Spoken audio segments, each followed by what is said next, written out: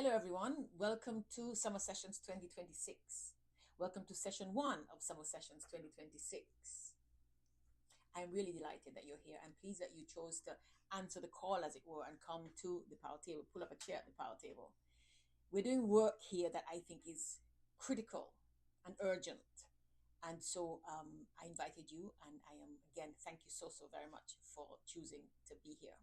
I look forward to seeing you here again and again and again. I'm Shirley Osborne, and I am building the power table as a workbench where real, serious, wonderful, powerful, life changing work gets done because we are living in an era, tech feudalism, which we're going to talk about today, where again, there is a very small group of people who own the resources. The term tech feudalism was coined by a Greek economist, and he was a politician also in Greece, Yanis Varoufakis. He coined the term because he noticed that in fact what's happening is that the people who own and run the technology that that governs all our lives, every aspect of our lives at this point, are very few. A small handful of men who own all the resources that we all need to work with every day, that we can't live without at this point. Exactly the way it was centuries ago in when the feudal era was in full swing in Europe. So we are here, and you're aware. If you're here, you're aware that what's going on around the world is that women are being pushed back. The system in which we live and the people who own the resources are pushing women back into what I'm calling the dark ages. They want us back there, back in the homes and out of sight, and not speaking, not talking, not engaging, not challenging, not building, not creating, not contributing to human society, which obviously makes no sense to me. It makes no damn sense.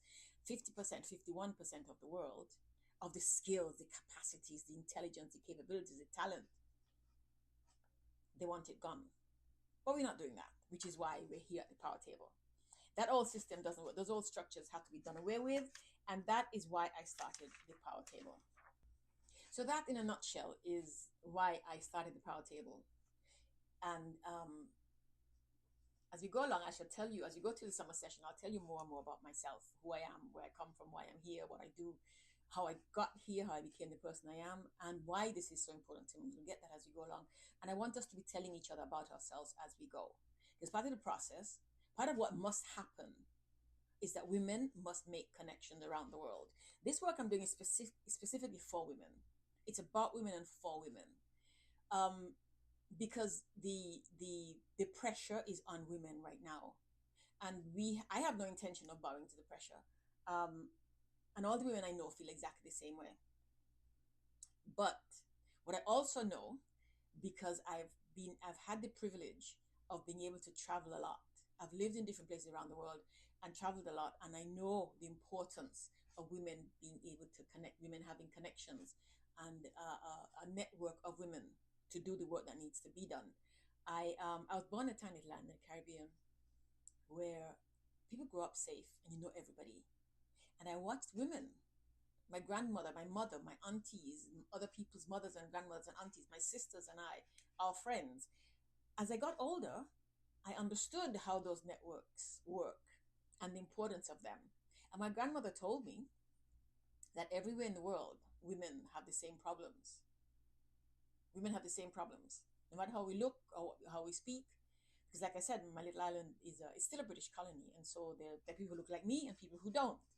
And there are systems that govern our lives that are not always pleasant. And put this because colonialism is not pleasant to the people on whom it has been imposed. And as I've traveled around the world, I've seen that my grandmother was right.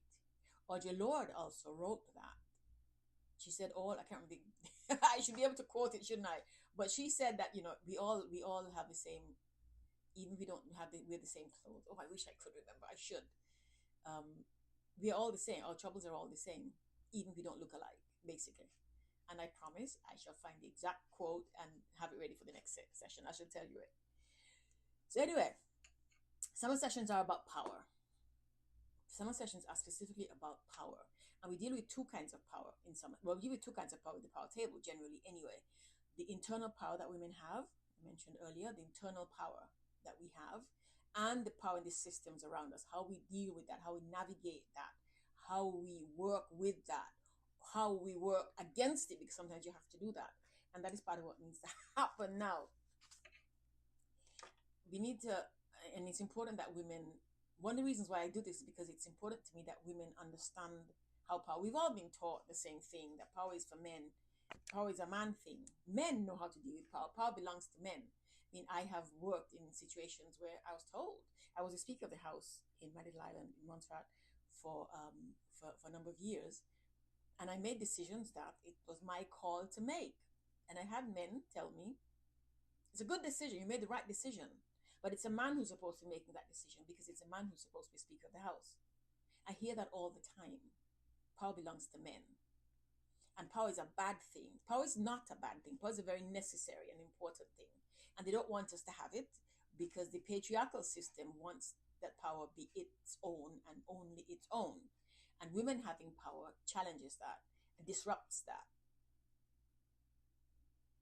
But power is a very necessary thing. Internal power, which we'll talk about, and how we deal with the power outside. Getting to understand how that power works.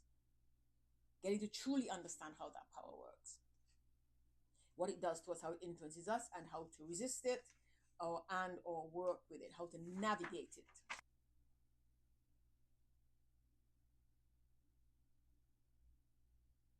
And of course, I take it as a given that because you're here,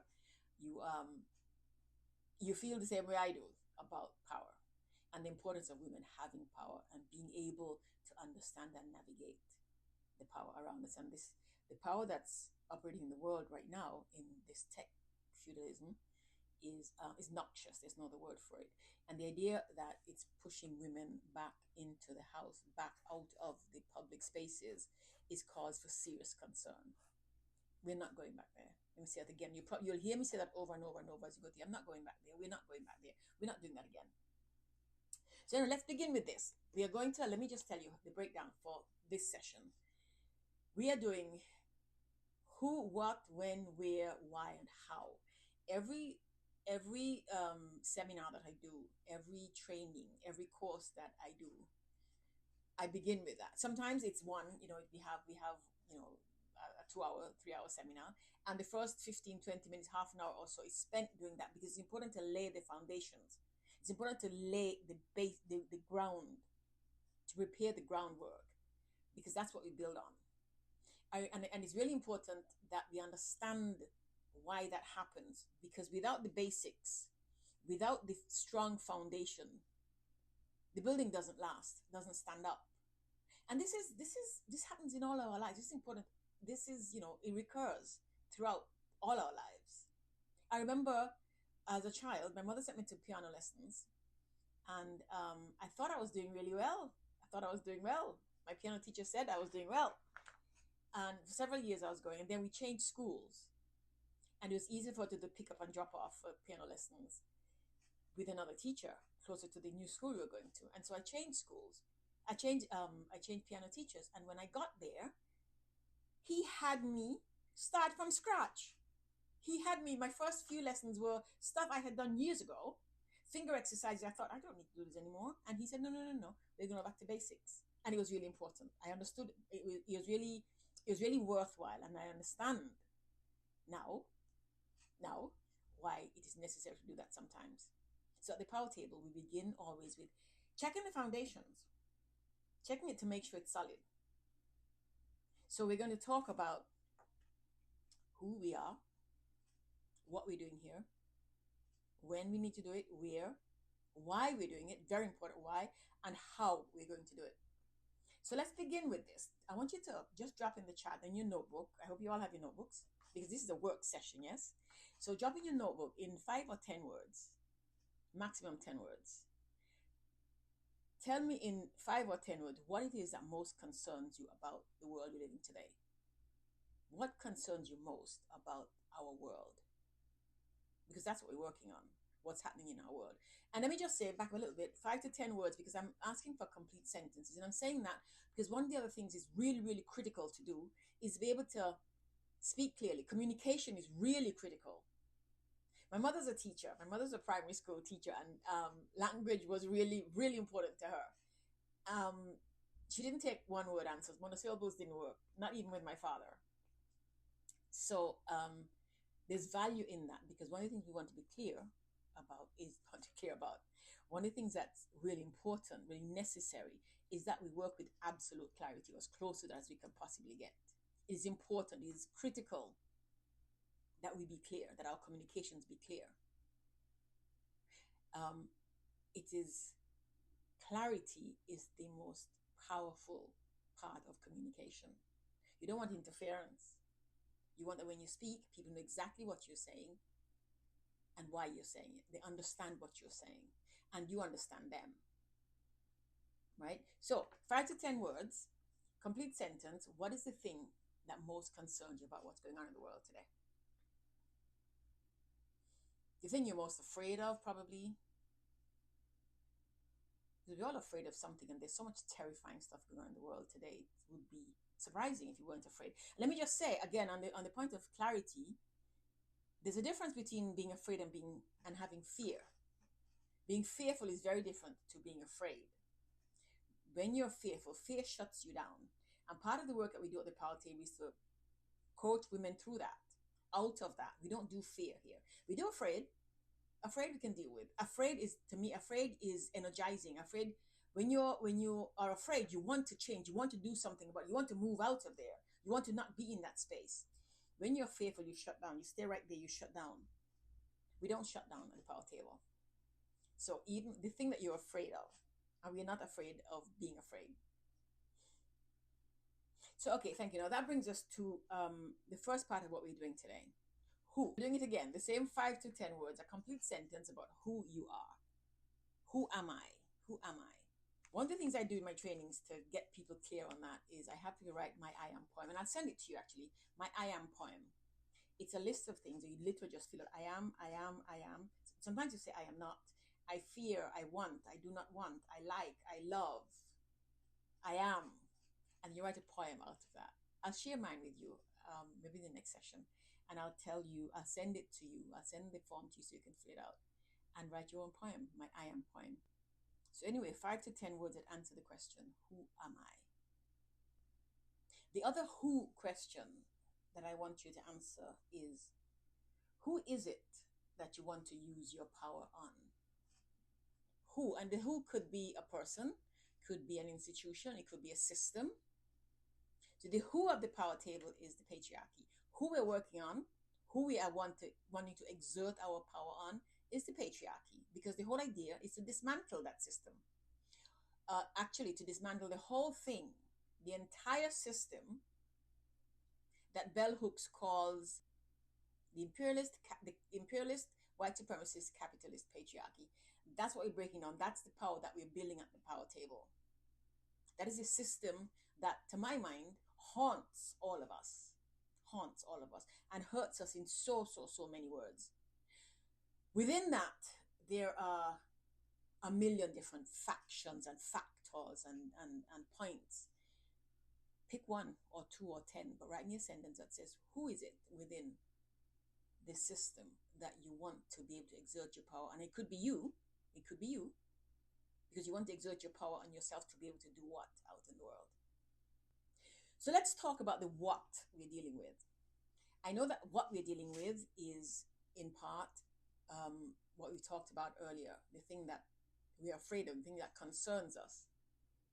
But more specifically, we are working against a system. What we're dealing with is a system, not individuals. And it's important that we make that distinction. We're not fighting individuals, although of course it's individuals acting and making these decisions.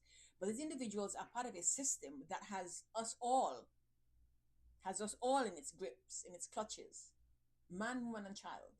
Men, women, and children. We have all been indoctrinated. We've all been co-opted to some degree. I mean, I put out a question a week or two ago, a little over a week ago, asking the question, are women all trad wives at this point? Some women said no.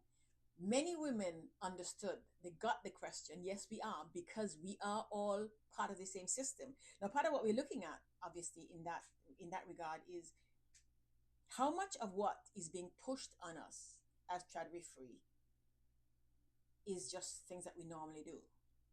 And some people mention that. So looking after your family, looking after your husband, cooking for your family, even staying at home, just being a stay-at-home mom, looking after your family, is not necessarily being a trad wife, or is it? So where's the line between tradwifery and a modern autonomous woman with agency choosing to do this? Part of what we're fighting is a system that says that that is the only way to be. That says that women were meant to do that, to cook and wash and clean and pick up his socks, take care of children, make children and take care of children. And there are trad wives around who are imploring women to have more children than you can afford, get married young, have more children than you can afford, forego college. You don't need college. There are people who choose to do that. So when you choose to do that, are you succumbing to tradwifery, or are you making an autonomous decision, a choice that you can make, that you have the authority to make? The what that we're fighting is a system that wants it, that you don't have that choice. The system says it, the system makes it so that you don't. The system that we have nowadays is reorganizing itself after women's emancipation. Let me use that word. After women's labor, women's emancipation, the system is reorganizing itself to contain and enclose women and erase us again. So the idea that funding for colleges, for higher education, is being reduced in the United States, for example. Now, within this system, the what within the system is well, there are several whats. The tech bros, let's begin with tech bros. We're talking about how technology is forcing us back into the system, and women are taking the brunt of it, which is why the tradwifery issue keeps coming up. The tech bros, who are called the broligarchy, they're the new oligarchy.